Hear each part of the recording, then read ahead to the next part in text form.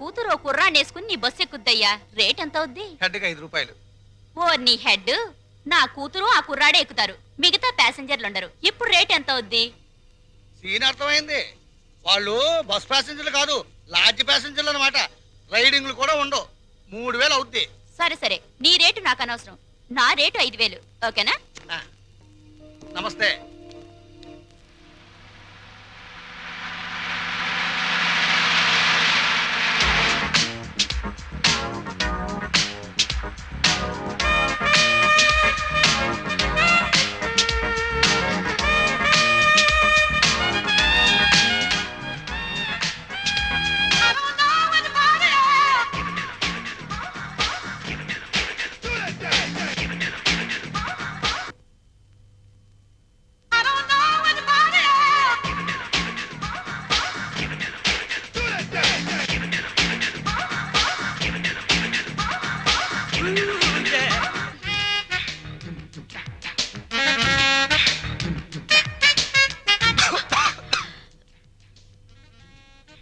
ఏంటిది?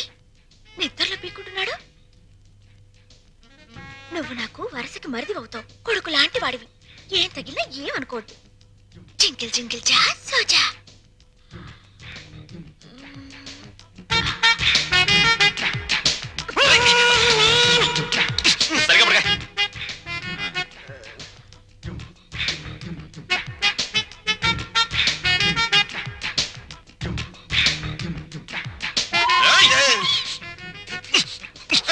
సరిగ్గా పడుకోలేవా?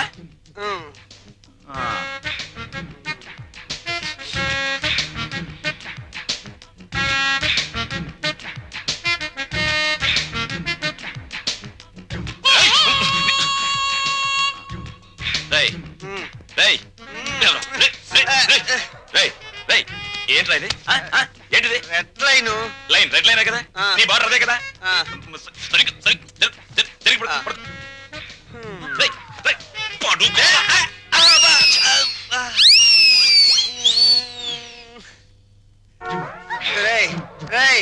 దాహంగా ఉంది, మంచి నీళ్ళురా. ఫ్రిడ్జ్ లో ఉన్నాయిరా.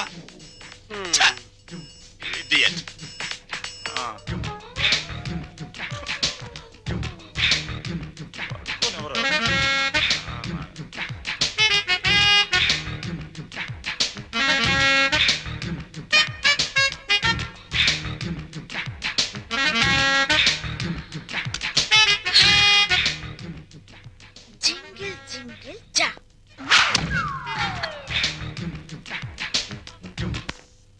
రంగా, ఒరే రంగా, తలుపు తీరా.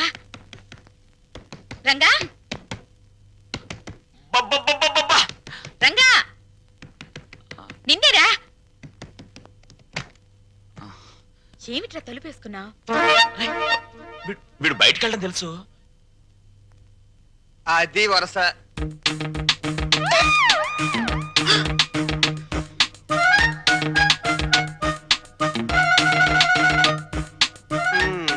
మొండి చెట్టు కూడా సీజన్ వస్తే పువ్వులు పూసేస్తుంది. సీన్ అర్థమైంది కదా? పదండి పడుకుందాం. రే, నువ్వు గొప్ప చిలిపోడివిరా. ఏ గోడ దూకించి తీసుకొచ్చావురా? ఆ అమ్మాయిని చేసుకోవడం మాకందరికి ఇష్టమేగా, మళ్ళీ చాటుమాటి వ్యవహారాలు ఎందుకురా? చూసావా, వాడు మొహం చాటేస్తున్నాడు.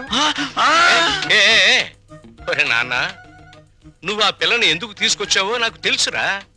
ఇంట్లో వాళ్ళందరికీ నీ ప్రేమ చాటి చెబుదామని. అవునా?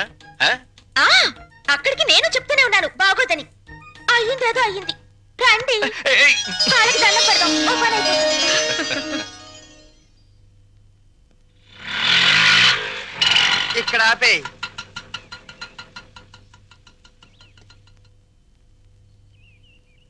ఏమంటారో ఏంటో.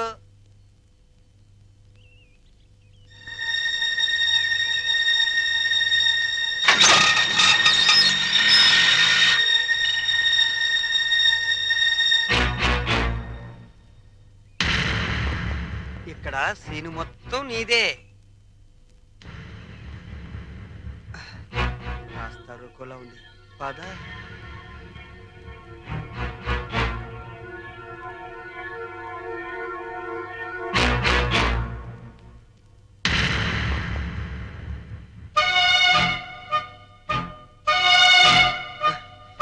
జగన్నాథరావు గారు అమ్మాయిగా ఈ పిల్ల ఫోన్ చేసి నన్ను రమ్మంది. వెళ్ళాను. ఆటో తీసుకురా అంది, తీసుకొచ్చాను. ఎక్కువ అంది, ఎక్కాను. మీ ఇంటికి తీసుకెళ్ళు అంది, తీసుకొచ్చాను. ఇక్కడ జరిగిందంతా నాన్నగారు చెప్పారు. రాము అంటే నాకెంత ఇష్టమో మా నాన్న అర్థం చేసుకోలేదు. తన అల్లుడికి డబ్బు హోదా ఉండాలని ఆయన ఉద్దేశం. నా భర్తకు ఆత్మాభిమానం ఉండాలని నా ఉద్దేశం. అది ఇక్కడుందని తెలిసాక ఎంతో గర్వపడ్డాను. మా నాన్నను కాదనుకొని ఇక్కడికొచ్చాను. ఆశీర్వదించండి. ఆగు. నా పిల్లలు ఇంతవరకు నన్ను కాదని ఏ పెద్ద నిర్ణయం తీసుకోలేదు. అందువల్ల నిన్ను దీవించే ధైర్యం నాకు లేదు. వద్దమ్మా వద్దు, ఈ నమస్కారాలొద్దు. అబ్బా, ప్రపంచ బ్యాంక్ లాంటి నాన్న, రిజర్వ్ బ్యాంక్ లాంటి అమ్మ, బంగారు గనుల్లాంటి మేమున్నామని నిన్నని ఈ రోజు బంగారు గుడ్లు పెడుతుందనో బాతుని తీసుకొస్తే ఆశీర్వదించలేండి నాన్న. చూడమ్మా, వీళ్ళిద్దరి తర్వాత ఈ ఇంటికి నేనే పెద్దని. నేను ఆశీర్వదించనా? మీరు మూర్ఖులని మీ తమ్ముడు అభిప్రాయం. చా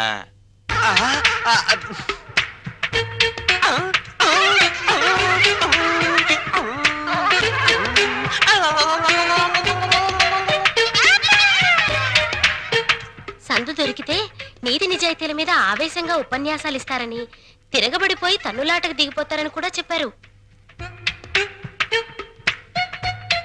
నా గురించి కూడా ఏదైనా బ్యాడ్ గా చెప్పాడా? ఈ ఇంట్లో మీకంత సీన్ లేదన్నారు. నా గాలి తీకే నేనేదో ఒకటి మాట్లాడాలని ఈ ఏదో ఒకడు వాగాను.